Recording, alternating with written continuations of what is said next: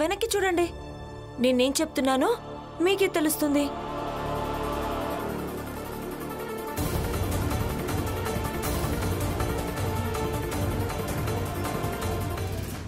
అయ్యో అయ్యో,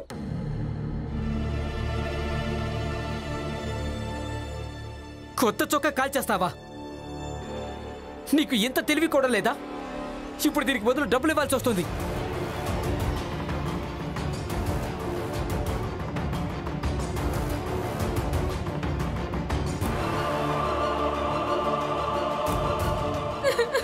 మీరు అందరి ముందు నన్ను తిట్టారు. నేను ఇంక మీతో మాట్లాడకపోండి. ఏ ఆగు, నిన్నే.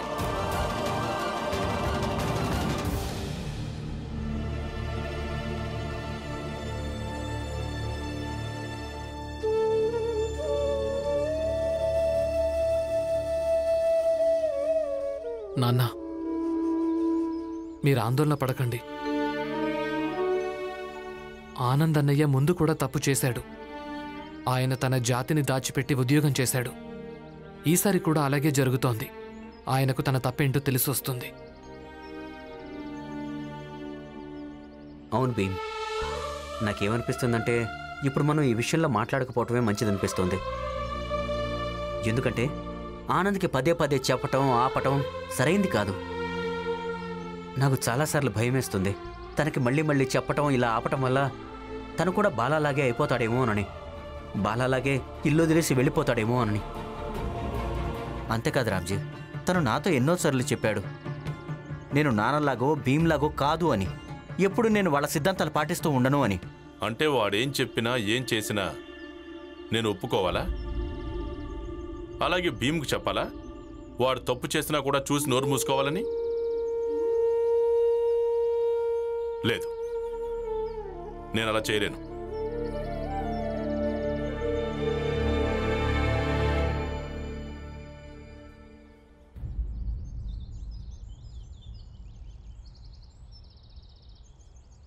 ఏమైంది తల్లి? మాట్లాడమేంటి?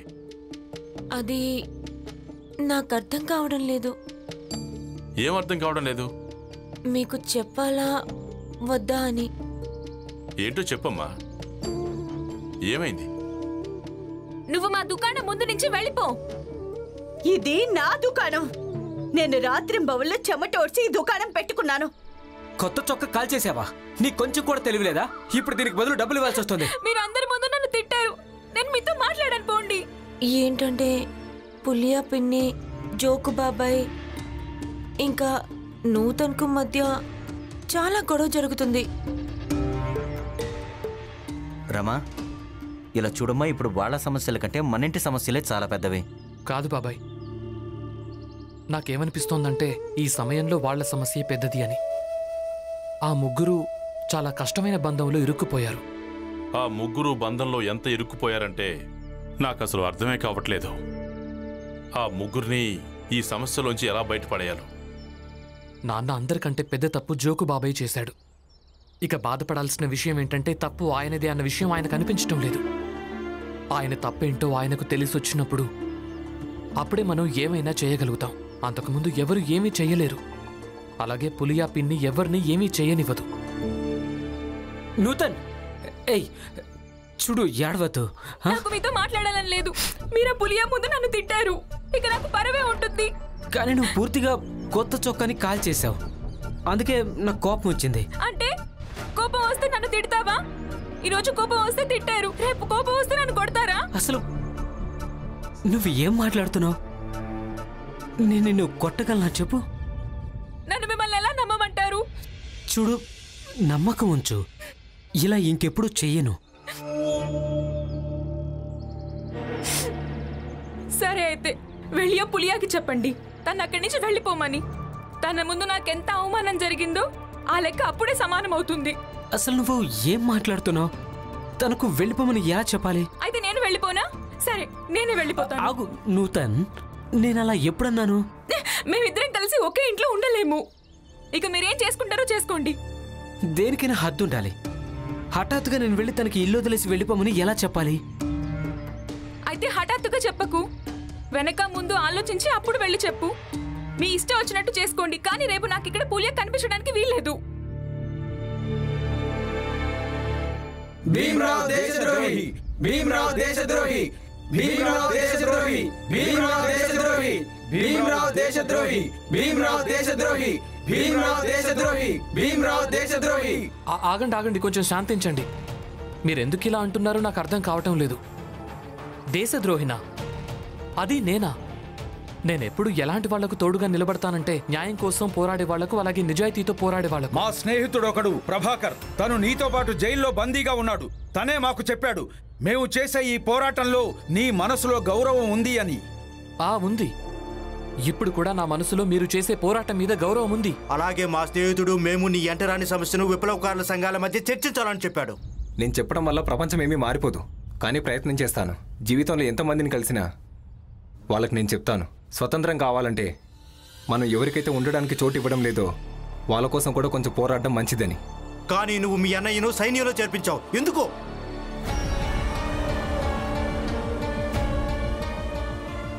ఈయన నేర్పించలేదు, ఈయన నచ్చి చెప్పారు, కానీ ఆయనే వినలేదు. ఎవరు వింటారు? భీమ్రావు గొప్ప గొప్ప మాటలు చెప్తాడు. ఒకవేళ తన ఇంట్లో మా దృష్టిలో దేశద్రోహి ఉన్నాడంటే భీమ్రావు కూడా దేశద్రోహే.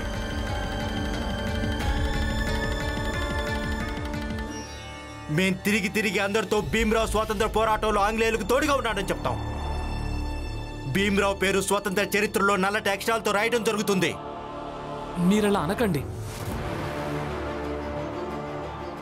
నేను కూడా నా దేశ స్వాతంత్ర్యాన్ని ఆశిస్తున్నాను. నేను మీ అందరికీ తోడుగా ఉన్నాను. అందుకు సాక్ష్యం నేనే.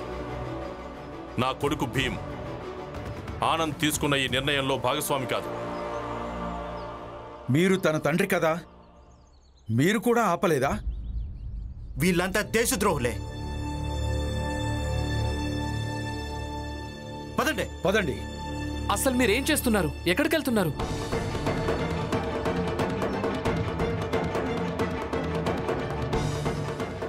అయ్యో,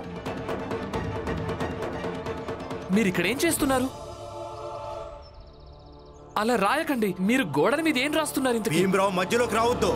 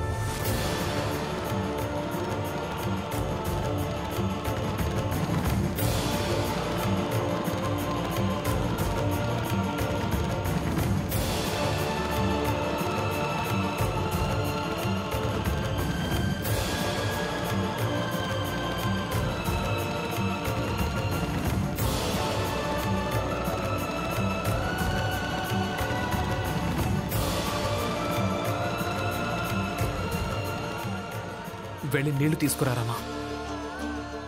ఇవన్నీ చెరిపేద్దాం.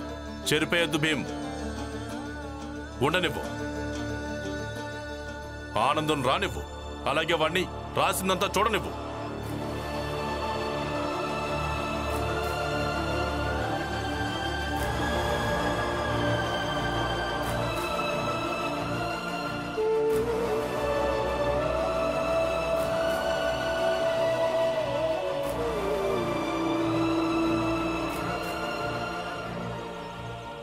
ఈరోజు చాలా సంతోషంగా ఉంది. నేను సైన్యంలో చేరిపోయాను. ఇక ఇంట్లో అంతా చక్కబడుతుంది. లక్ష్మి కూడా గొడవ పడ్డం మానేస్తుంది. ఏంటి ఆనంద్, నువ్వు వెళ్ళు, నేను వస్తాను. చాలా సంతోషంగా కనిపిస్తున్నావే, ఏమైంది? ఉద్యోగం ఏమైనా దొరికిందా? అవును, దొరికింది. అవునా? అందుకే రామ్జీ అక్కడ మిఠాయిలు పంచి పెడుతున్నాడు. మిఠాయిలు పంచుతున్నాడా? అవును, మిలిటరీ వాడి కొడుకు మిలిటరీలో చేరిపోతే అది సంతోషించాల్సిందే కదా. కానీ ఆయన నన్ను వ్యతిరేకించారు కదా. అలాని ఎవరన్నారు? భీమ్ ఇంకా రామ్జీ ఇద్దరు వాళ్ళు ఎంత సంతోషంగా ఉన్నారంటే సంతోషంతో పిచ్చి వాళ్ళైపోతారేమో అన్నంత. వెళ్ళు, వెళ్ళి వాళ్ళని చూసుకో. వెళ్ళు వెళ్ళు.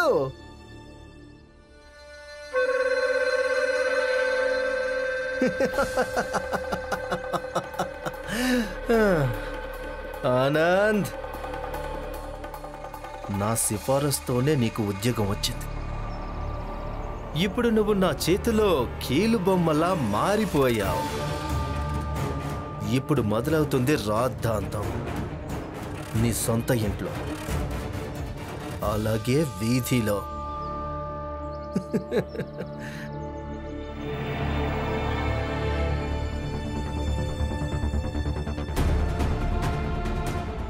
ఏమైంది? ఉద్యోగం ఏమైనా దొరికిందా? అవును, దొరికింది. అవునా? అందుకే రామ్జీ అక్కడ మిఠాయిలు పంచి పెడుతున్నాడు.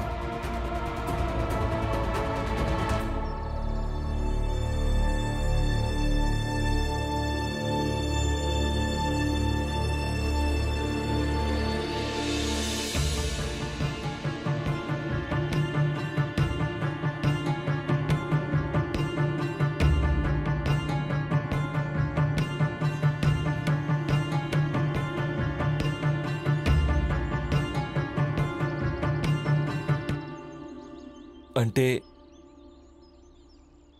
మీరిక్కడ మిఠాయిలు పంచడం లేదా? అంటే ఆ నరోత్తం జోషి అబద్ధం చెప్పాడు.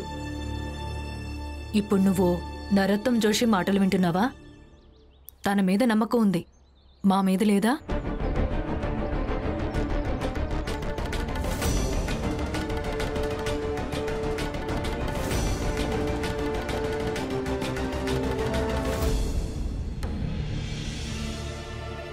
నాన్న, అసలు ఇదంతా ఎవరు రాశారు నాన్న?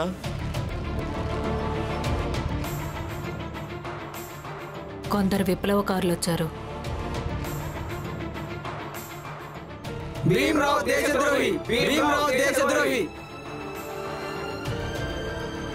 నువ్వు మీ అన్నయ్యను సైన్యంలో ఎందుకు చేర్పించావు? ఎందుకు? భీమరావు గొప్ప గొప్ప మాటలు చెప్తాడు. ఒకవేళ తన ఇంట్లో మా దృష్టిలో దేశద్రోహి ఉన్నాడంటే భీమరావు కూడా దేశద్రోహే.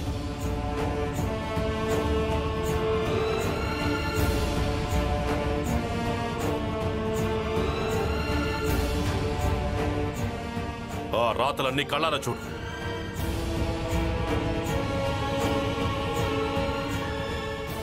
దేశద్రోహి అంటారు. ఒక్కసారి కాదు, రోజు ఎవరో ఒకరు వచ్చి దేశద్రోహి అంటూ ఉంటారు. ఇక మనకు ఎంతమంది శత్రువులున్నారో ఆనందన్నయ్య. వాళ్ళు అవకాశాన్ని వెతుక్కుని మరీ వచ్చి మనల్ని మాటలు అంటూ ఉంటారు. మీరు వీటన్నింటికి సిద్ధంగా ఉన్నారా? నీకు అలవాటు అయిపోయింది కదా. ఎప్పుడైనా ఏదైనా సరిగ్గా అనిపించుకుంటే, లేదా అది నీకు నచ్చకుంటే చాలు ఇలాగే తర్కంగా మాట్లాడతావు. చూడు, అక్కడ మిలిటరీలో నాకేం తుపాకీ పట్టుకునే ఉద్యోగం దొరకలేదు. అక్కడ కూడా నేను సైనికులు చెప్పులు బూట్లు కొట్టబోతున్నాను. చూడన్నా, నాకు అనిపించట్లేదు చెప్పులు బూట్లు కుట్టడం వల్ల నేను ఏ రకంగానూ ద్రోహం చేస్తున్నానని.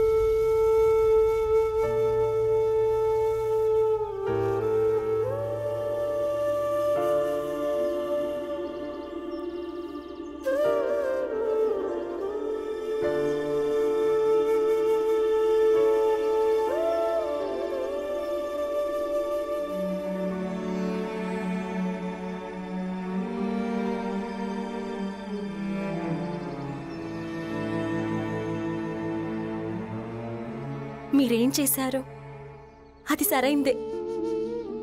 చూసేవాళ్ళు ఏదేదో అంటుంటారు. లక్ష్మి, వాళ్ళు అనడం వల్ల నాకేమీ ఇబ్బంది లేదు. ఆయన మా నాన్న, అలాగే భీమ్ నా తమ్ముడు. వాళ్ళకి ఆ హక్కు ఉంటుంది. కానీ ప్రతిసారి నాది తప్పని రుజువు చేయడానికి ప్రయత్నించడం అది సరైంది కాదు కదా. అదే గుచ్చుకుంటుంది. అయినా ఒక విషయం అర్థం కావటం లేదు. ఏ తమ్ముడి కోసం నేను వెనక ముందు ఆలోచించకుండా తోడుగా నిలబడతాను? వాడు ఈ రోజు నా భావాల్ని అర్థం చేసుకోవడం లేదు. ఏం పర్లేదు, తనేమంటాడో ఏమనుకుంటాడో అనుకోనివ్వండి. మీరిలా రండి, రండి, కూర్చోండి.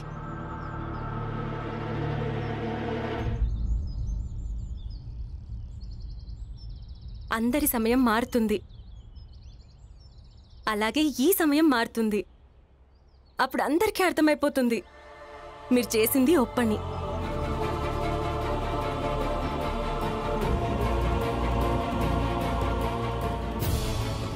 అన్నట్టు ఇది చెప్పండి, మీరెలాగూ చేరిపోయారు.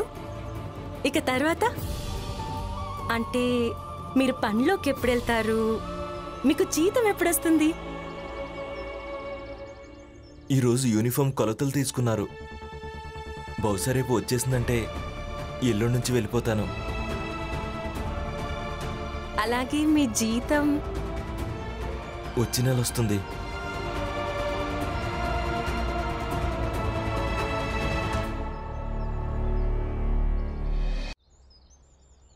నమస్కారం సేట్ గారు. నమస్కారం జోషి గారు. ఈ దేశద్రోహి సైన్యం మధ్య ఆట ఎలా సాగుతోంది? ఆట బాగానే సాగుతుంది. మాకు కేవలం ఒక సహాయం అవసరమైంది. ఏంటో చెప్పండి. నాకు కొందరు కూలీలనివ్వండి. వాళ్ళు మీకు నమ్మకస్తులై ఉండాలి. నా దగ్గర 2 పాత కూలీలు ఉన్నారు, వాళ్ళని రమ్మంటాను. రమ్మనండి. రే దయా, పునీత్, ఇలా రండి. చెప్పండి సేట్ గారు. వీరికి నేను చెప్తాను. నాదొక పని ఉంది, చేస్తారా? చేస్తాం బాబు గారు. మీ పనిని మేము చాలా శుభ్రంగా చేస్తాం.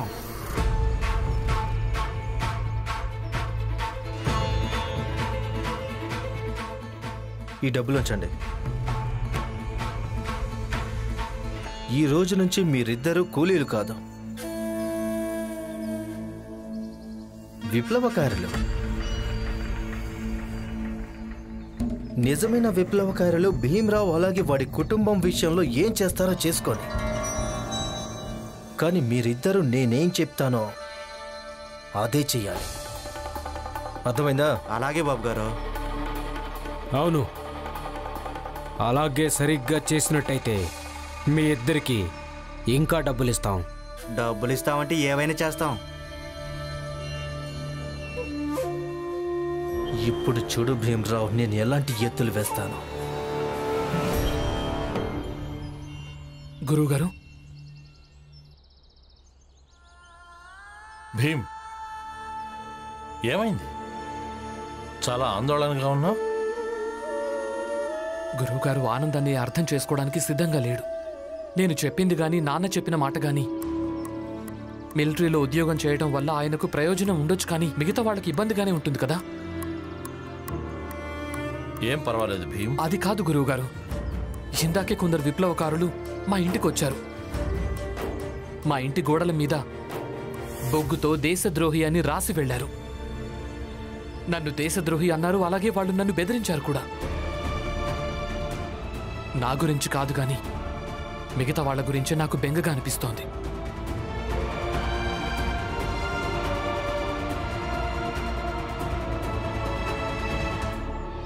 భీమ్, ఇలా బెంగపట్టం వల్ల ఏమొస్తుంది?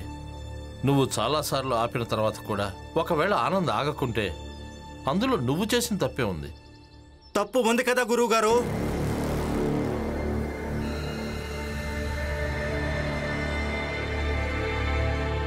ఈ భీమ్రావ్ తనని తాను పెద్ద ఆదర్శవాది అనుకునేవాడు. తనని తాను తన జాతికి నాయకుడు అనుకునేవాడు. కానీ సొంత అన్నయ్యనే ఒప్పించలేకపోయాడు. అందుకు శిక్ష ఇతనికి పడాల్సిందే. అసలు మీరేమంటున్నారు? ఇతనికి మొదటి శిక్ష ఏంటంటే ఈ భీమ్ కళ్ళెదురుగానే ఇతని గురువు మొహానికి మసిపోయాల్సిందే. ఏంటి? అసలు మీరేం చేస్తున్నారు?